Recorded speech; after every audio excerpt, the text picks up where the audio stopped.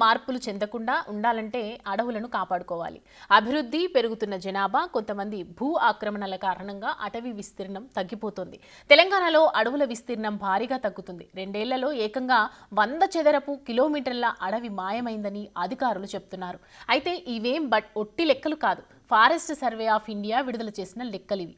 తెలంగాణలో ఏకంగా 12 జిల్లాల్లో అటవీ విస్తీర్ణం తగ్గిందని తేలింది. మిగతా జిల్లాల్లో కొంతమేర పెరిగినా ఓవరాల్గా రాష్ట్రంలో 2 ఏళ్లలో 100 చదరపు కిలోమీటర్ల మేర అడవి తగ్గిపోయింది. ఆదిలాబాద్, కొత్తగూడెం, నిర్మల్, ఆసిఫాబాద్, మహబూబాబాద్, ములుగు, ఖమ్మం, భూపాలపల్లి జిల్లాల్లో భారీగా అడవి విస్తీర్ణం పడిపోయింది. ఆ తర్వాత నిజామాబాద్, జనగామ, వరంగల్, యాదాద్రి, భువనగిరి, సూర్యాపేట జిల్లాలు కూడా అదే వరుసలో ఉన్నాయి.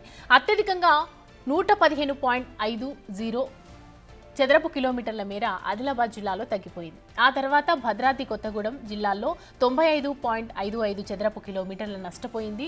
ఇక నిర్మల్లో 45.37, కుమరంభీం జిల్లాలో 44.61, మహబూబాబాద్లో 26.98, ములుగులో 25.91, ఖమ్మంలో 25.76, జయశంకర్ భూపాలపల్లిలో 15.43 చదరపు కిలోమీటర్ల మేర అటవీ విస్తీర్ణం తగ్గిపోయింది.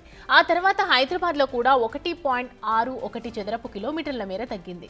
2021లో హైదరాబాద్లో 81.81 చదరపు కిలోమీటర్లు ఉండగా 2023 నాటికి అది 80.20 చదరపు కిలోమీటర్లకు పడిపోయింది.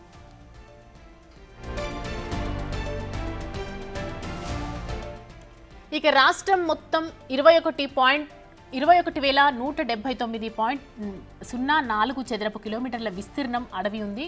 అయితే అందులో దట్టమైన అడవులు 1,613.32 చదరపు కిలోమీటర్లుగా ఉన్నాయి. మధ్యస్థాయి దట్టంగా ఉన్న అడవులు 8,909.90 చదరపు కిలోమీటర్ల, ఓపెన్ ఫారెస్ట్ 10,655.82 చదరపు కిలోమీటర్ల మేర ఉంది.